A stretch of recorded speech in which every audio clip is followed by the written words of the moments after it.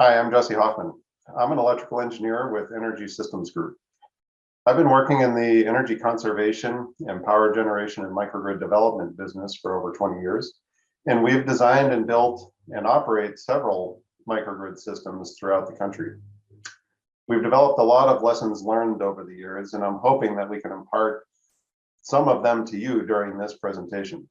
Today, we're going to take a look at a few case studies on my favorite topic: what happens during ground faults in a microgrid system. So the goal of this presentation is to gain an understanding of microgrids, what they are and how they should work. Microgrid development is a hot topic nowadays, and many folks are getting involved. This is creating an opportunity for lots of lessons learned. And one of the key things I like to keep in mind is that we all need to understand the system from both the developer perspective, like ESG, and the local utility perspective. We're also going to cover some of the typical design challenges we see over and over, and how seemingly simple changes can make huge differences in the system operation. Finally, we should be able to understand some of ETAP's capabilities, which make evaluation of these systems much easier to visualize than other programs.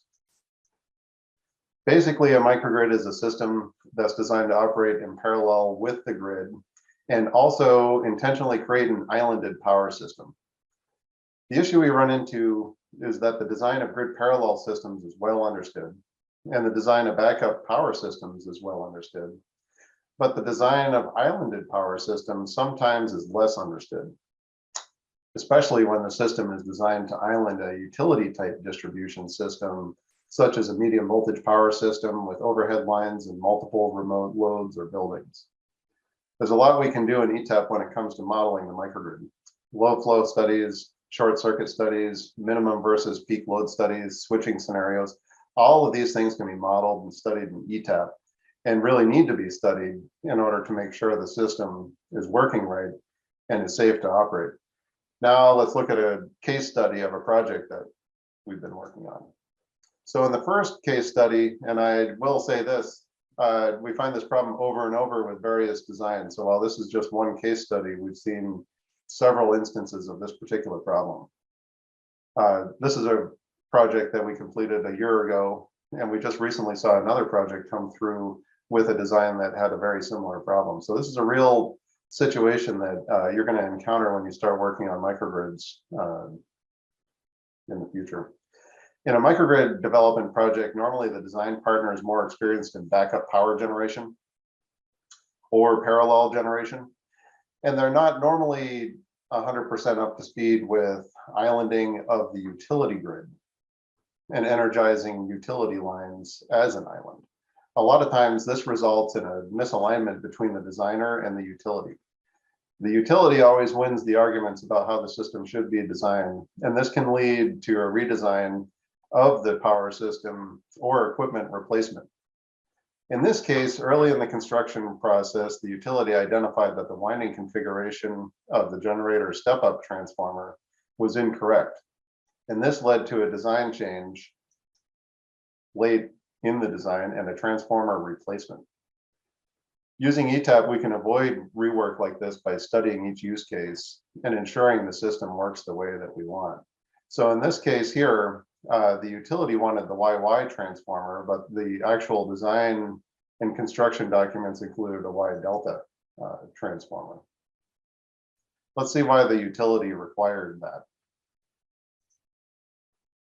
So the original design intent was that we wanted to parallel this generator with the utility in normal mode and export power out of our GSU, and then use some of that power in these remote loads, as well as send some of the power back to the utility.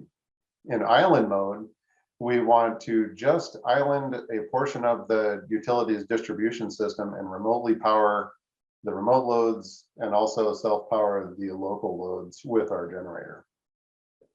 Of course, during both modes, we need to make sure that we're properly tripping the generator off during fault conditions. So where do we think the engineer went wrong on this particular case? So in many cases, your engineer is hired for a specific scope of work, and they have blinders on. They might be directed or unintentionally put the blinders on to not look at things that are outside of their scope. In this case, the engineer was responsible for everything downstream of the high side windings of the GSU, and we're not going to be evaluating the utility side and what happens on the utility portion of the remote system, including island mode operation. This engineer was more familiar with backup power generation on the low voltage side and then grid parallel operation, but mostly on the low voltage side. So one thing we can do with ETAP to help visualize and train people in on what to watch out for systems like this is that we can design the system in ETAP, and we have to make sure we put in the as designed transformer configuration with a delta on the high side and a Y grounded on the low side. And we enter into the sequence of operation module of ETAP. And for this, the big issue is that under ground fault conditions, this will normally manifest a problem. So in the sequence of operation module, we can put a ground fault up in the utility portion of the model.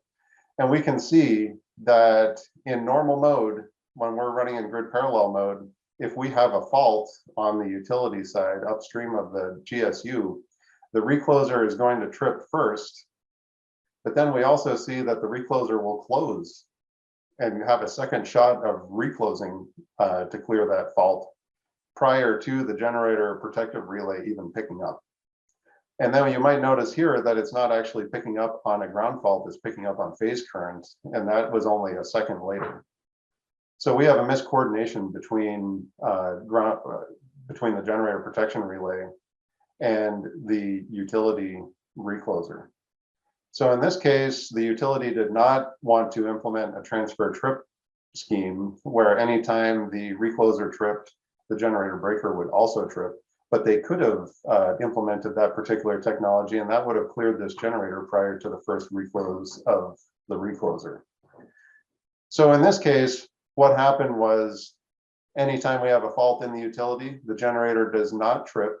That fault may remain in place. And if that is the case, we can use ETAP to model what the phase currents will be and what the line voltages will be during that unintentional island condition. So here the recloser is open, but since we have this delta on the high side of the GSU, there's actually no fault current flowing to this line to ground fault from the generator. But what we're going to see is that the faulted phase right here shows 0 volts, but the unfaulted phases show line to line voltage when it should be line to neutral. And what that means is that until we re-energize and clear this fault, we're going to have a temporary overvoltage, which can damage surge arresters and insulating devices. And what the bigger problem that we have also is that since we're not clearing in time, we'll have a reclose of that line from the utility, which is probably going to be out of phase with the generator, and then we have even more damage occurring. So now let's take a look at the island mode case. So what happens in island mode?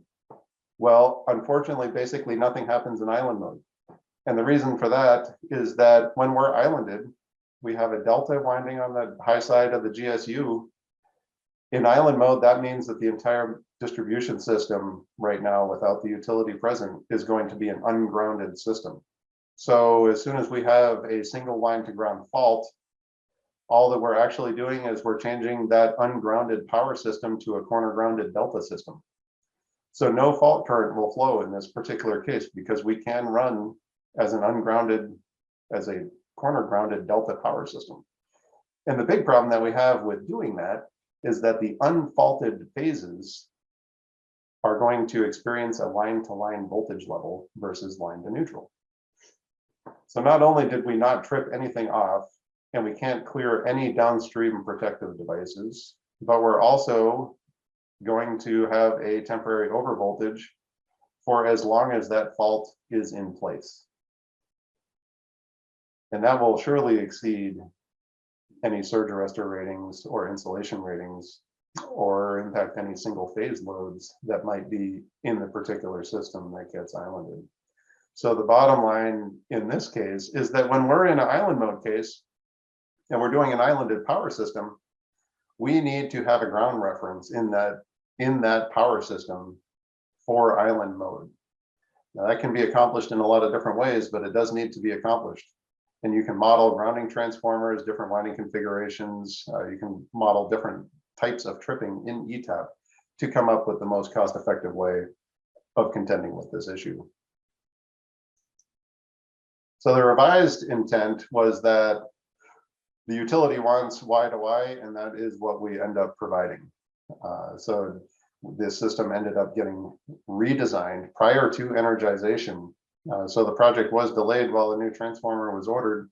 However, we never did experience any issues with faults and damaging of equipment because we didn't get to the re-energization portion of this project. So the transformer ended up being replaced with a YY transformer. Now in normal mode, if we have a fault at the utility, then the generator is going to clear, the recloser is going to trip, but before the recloser recloses in normal mode, the generator will already be offline. And now you can see that we are able to trip this generator off on a neutral function, which is the ground fault function for this unit. In island mode, basically the same thing happens. Even without the utility, this Y-grounded winding of the GSU is going to provide the ground reference for the system and allow the protective relay on the generator to trip on a ground fault. So you might ask yourself, does this mean that using YY transformers are always the answer for a microgrid operation? And the answer really is no. So let's take a break from the last case study and look at a second case study. Now, this was a larger microgrid project that implements a larger CHP unit at 10 megawatts, where the utility had required that the GSU was a YY transformer. Now, when the utility was reviewing this particular application, they were more focused on their system, which is the medium voltage power system that fed a group of buildings and loads, as well as the CHP plant. Now, on a large CHP plant, it's common to have impedance grounding on the generator. And you're going to do that for a few different reasons. Number one, it decreases the amount of damage that you have during faults. But number two, these larger generators are going to probably not be 2/3 pitch wound generators. And in order to reduce the flow of third order harmonics, you have to put some impedance in this neutral. And the more higher the impedance, the less harmonic current you get flowing out of this particular unit. Unfortunately, when the utility was just focusing on their own system, they had not evaluated what happened to the loads that were fed from their system in the adjacent buildings. So in this particular power system, there was a string of buildings and they were all fed from YY transformers. And you can see, if you were to draw out the zero sequence network of a resistance grounded generator and a bunch of YY transformers, you would find that this converts the entire power system in island mode to a high resistance grounded system. And the effect is this: any type of fault in the building fed from the YY transformer is going to act just like a resistance grounded system, and the unfaulted phases are going to be operating at line voltage again, creating a temporary overvoltage condition. Now, if there are single phase loads in this plant, which there were, then we could have additional damage. We're also likely to damage some of the surge arresters up in the utility system, because this resistance within the generator neutral flows the voltage the whole way up through the GSU up into the system and can create temporary overvoltages everywhere. So the short answer is there is no short answer, and there's no shortcut to doing the evaluation and determining for the overall system, both the generating plant, the GSU, the utility system, and the adjacent loads. They all have to be studied and confirmed prior to determining the winding configuration of the GSUs and the grounding configuration sometimes of the CHP system.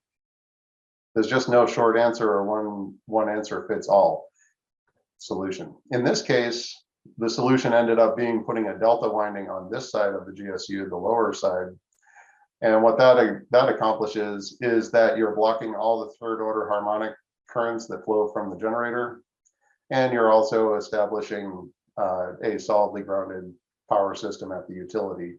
And since we have a delta in between our high resistance ground generator and the utility, we are no longer going to have this phenomenon of a temporary overvoltage within the buildings. So in a real life event, back to our first case study, a tree limb falls on the utility line after this plant has been started up. So the operator goes out to the plant one day and they find that the power is on to the plant. The generator is tripped off. The protective relay has trip targets on it. And we're all wondering, is that the correct tripping sequence? And the answer is yes.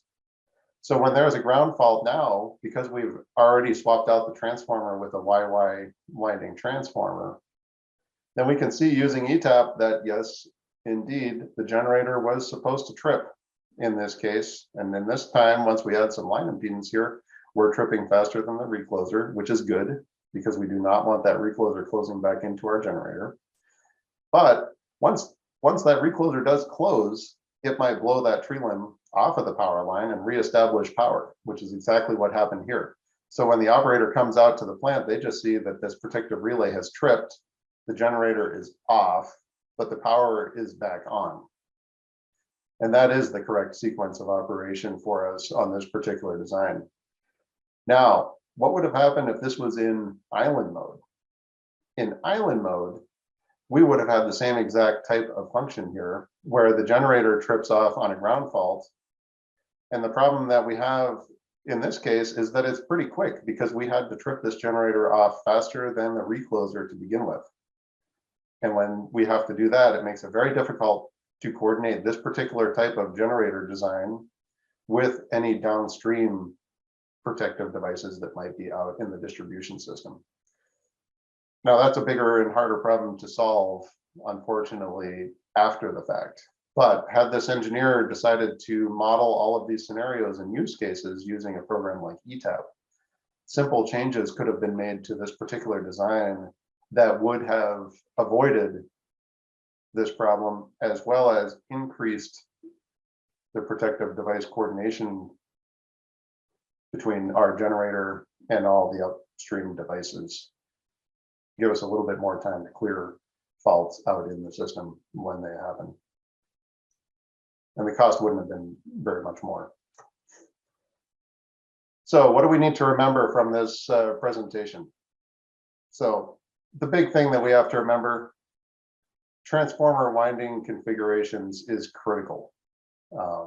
It's absolutely critical to the operation of the system, both in normal mode and island mode.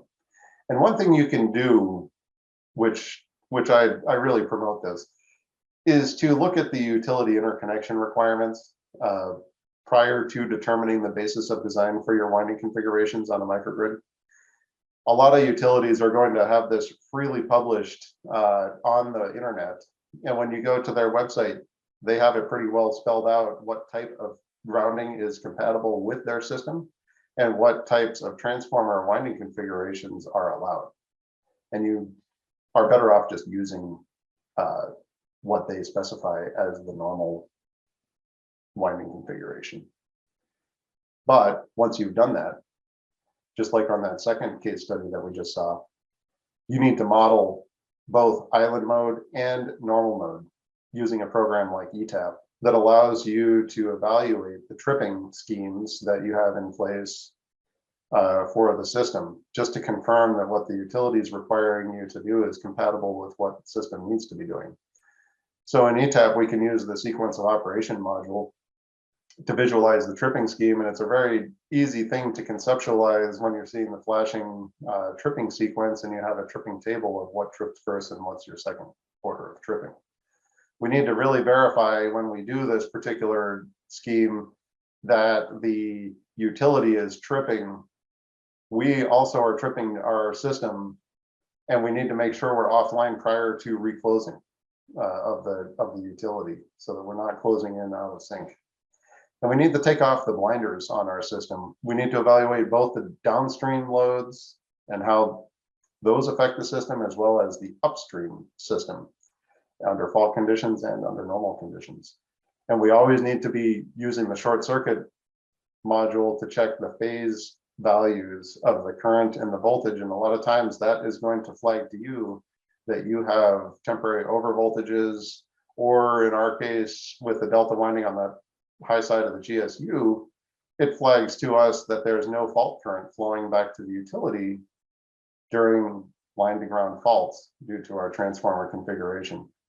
So some very quick checks using ETAP can prevent some pretty big cost and schedule impacts to microgrid projects, as long as we're doing all of these studies properly.